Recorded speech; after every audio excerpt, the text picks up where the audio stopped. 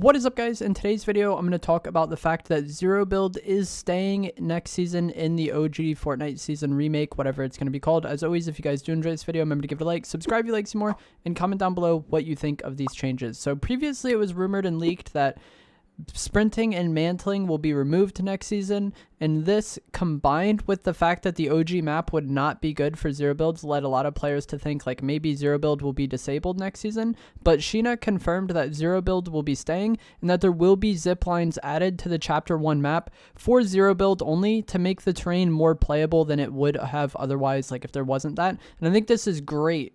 This shows that Epic is aware of some of the problems that the OG map would present for Zero Build, and that they are willing to make changes to make the map more playable for Zero Build. So this tweet confirms that there will be zip lines being added, right?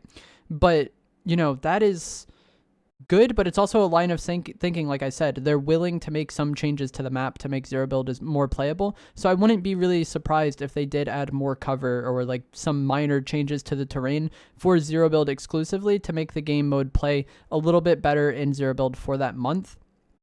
Also, with this being the case, the fact that they're willing to treat builds and Zero Builds differently for this update, it could maybe be the case that they'll end up disabling sprinting and mantling for builds only, but not Zero Builds. Like I said, just the addition of these zip lines, it opens up a line of thinking that they're aware that Zero Build would not be good on the old map, and hopefully they're aware that Zero Build would not be good without sprinting and mantling. In general, I have no idea why they would remove sprinting and mantling. I hope that turns out to be a mistake in some way. I think it's really bad. It doesn't bother me that much for builds. Like, I would rather it be there. But for Zero Build, I think those options really need to be there. And then one thing I feel like a lot of people are forgetting when it comes to, like, talking about the pacing of the game back then and how it would play now is that rifts were really prevalent on the chapter 1 map. If you guys started playing recently, you might think of rifts as just like spawning in when Loot Island is there or when llamas despawn. But after chapter 1 season 5, there was a lot of rift spawns just all over the map that would be there, and you could kind of rotate to them and then use the rifts. I'll have a picture on screen now, and each of these red circles are where rifts would spawn. So as you can see, they were all over the place, and you would play based on this. You know, if you land Pleasant and then you want to go Lazy Links afterwards, you wouldn't clear Pleasant and then just walk to Lazy Links. You would clear Pleasant and then walk to the rifts at the nearby mountain, and then rift to wherever you want to go. And again, they're all over the map, so learning the rift spawns, you could like rift to another rift and just fly around the map that way. They would despawn after they were used, but just in general, like I'm saying, there was more mobility on the map. It wasn't like you needed to just like slow walk through these open areas. There was also a lot of vehicles this time. The ATK was in season 5. Later on, the quad crasher, drifts, boards, planes, ballers, and then even the mechs came in chapter 1. So there was a lot of vehicles on the map, and the ATK I actually think would be really good for Zero Build because you could use it to get around the map, but it wasn't so fast that you could just decide fights weren't happening, and you didn't have to worry about driving off-road like you do with cars currently in game where they feel terrible off-road. The ATK just felt fine to drive around like constantly. It was a really, I think, one of the best, like most well-done vehicles they've had in the game. And then also the loot pool wasn't as punishing as it is now. So now we have things like the twin mag AR, right? And if you catch somebody off, you can beam them incredibly quickly. The main AR of choice for a lot of players, or like 99% of the players in chapter 1, was the Scar. And we had the Scar earlier in chapter 4 season 1, and you probably remember that it wasn't like you were just going to beam people 100 meters away with this weapon. It had a decent amount of bloom, and that bloom kind of limited your engagement range with ARs. Snipers were really good, and I definitely could see a meta coming in this upcoming season where people run like shotgun, Scar, and sniper.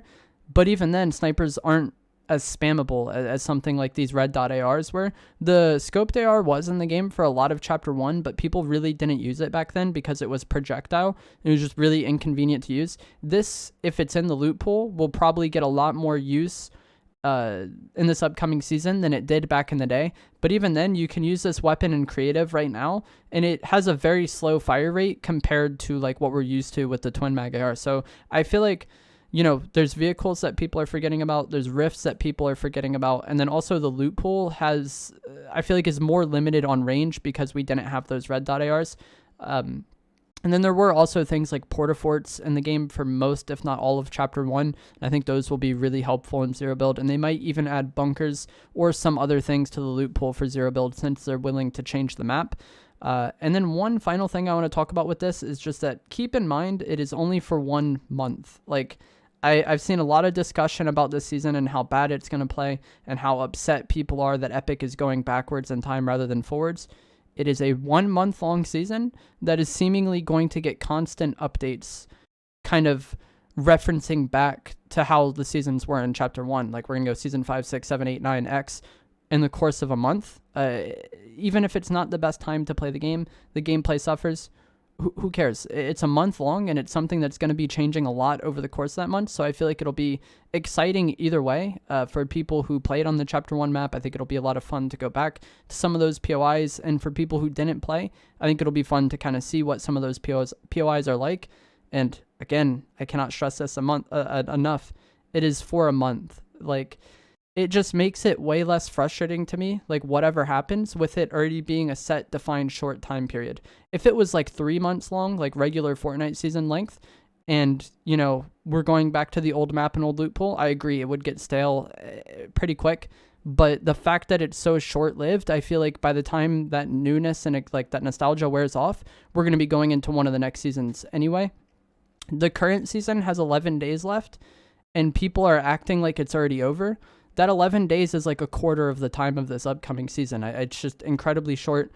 So, you know, I feel like if you approach it with an open mind and just kind of play it for what it is, it'll be a lot more fun than if you go into it expecting it to suck and or expecting it to be the greatest version of the game, because it is short-lived anyways. It doesn't matter if it stinks. It's gonna come and go really quick, and then we're gonna be in Chapter 5 Season 1, and I think that will be super exciting. There also will be an event at the end of this season to kind of bring us into the launch of Chapter 5 Season 1. So, you know, if you do get bored of the game, the hype of that event will probably be something to tide you over. Again, it is a month long. It is incredibly short.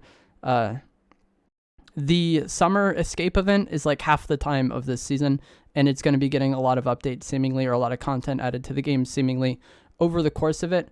But that is going to be it for this video. I just wanted to talk about this since it is confirmed that Zero Build is staying, and it is confirmed that Epic will make some changes for Zero Build, and I think that increases the likelihood that this season will be decent for Zero Build players. But even if it isn't, just, you know, play it, have fun, see what it's about, and by the time you're used to it, it'll already be gone. Like, it is a very, very short season. Also, one final thing I want to talk about before this video ends is the idea that a lot of people kind of put forward that Fortnite would never do anything like removing Zero Build because it would frustrate players. And I agree with that to an extent, but a lot of you on my channel are Zero Build players, so this is going to probably sound strange to you. When they added Zero Build initially, it was something that made a lot of the community upset, because when it initially got added, there wasn't 2 game modes. There wasn't build and Zero Build. We just got on for Chapter 3 Season 2, and building was removed. And it later kind of ended up being that it was only removed for 2 weeks.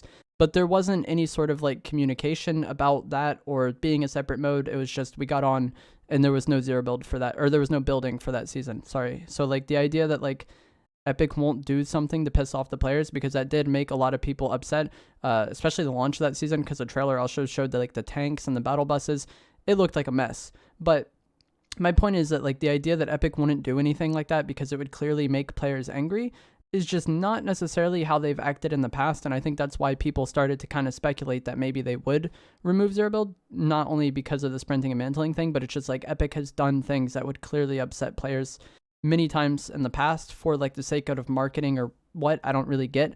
But the outrage of Fortnite removing building at the start of Chapter 3 Season 2, I think definitely did advertise that more than if it was an option from the get-go. It wasn't, the narrative wasn't Fortnite added a Zero Build mode, it was Fortnite removed building, and that made people more angry than it would have if it was just an alternate mode. So like I was saying, it's just Epic kind of has a history of doing things that no one understands, but in this case it seems like Zero Build will be staying, and that they seemingly will be making improvements to the map for Zero Build. That is going to be it for this video. As always, if you guys did enjoy this, remember to give it a like, subscribe if you like some more, comment down below you know, what you expect for next season. And like I stressed a lot in this video, it's a month long, it's going to come and go, and then we're going to be in Chapter 5 Season 1, and I think the next 2 months of this game are going to be a very exciting time to play the game if you kind of go into it with a more open mindset and not the expectation that, you know, what we're experiencing next season is what's going to stick around for a long time,